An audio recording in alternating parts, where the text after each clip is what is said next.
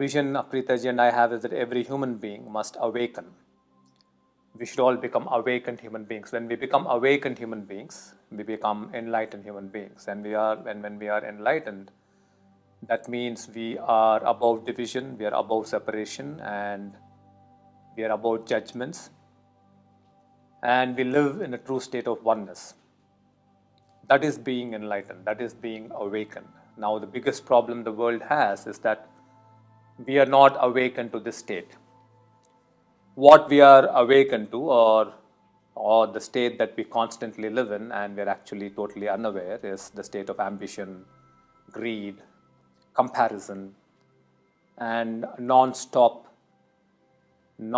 pleasure-seeking mind, constantly seeking pleasure. And unfortunately, pleasure is never fulfilling. So since it's not fulfilling, we want more and more and more.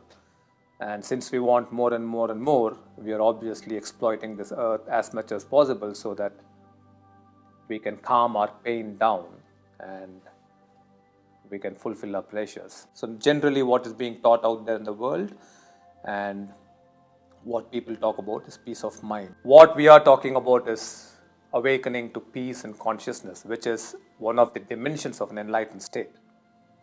Which means when you move into this peace festival and when you meditate in this peace festival, your consciousness is awakening to true oneness.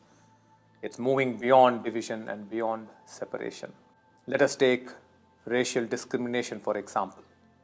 Why do we have racial discrimination? Why is that problem existing? We have caste discrimination here in India.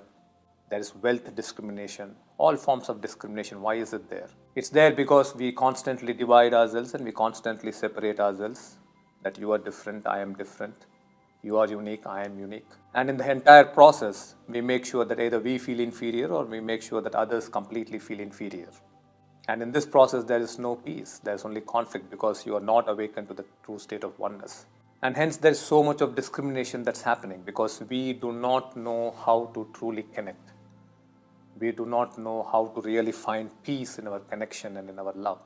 So if racial discrimination has to go, then the answer is one has to awaken to this true state of oneness, which will give an immense amount of peace, which is no ordinary peace, but it's an extraordinary peace. It is awakening. It is awakening to the truth that there is really no discrimination, that we are all one. So every problem, any problem you take, you can clearly understand that it is arising from a state of separation and from a state of division, which means it is arising from you, it is arising from within, from us as human species. We, because we are not awakened, we somehow believe what we are doing is perfectly fine because it's driven from ambition and for money and wealth and power.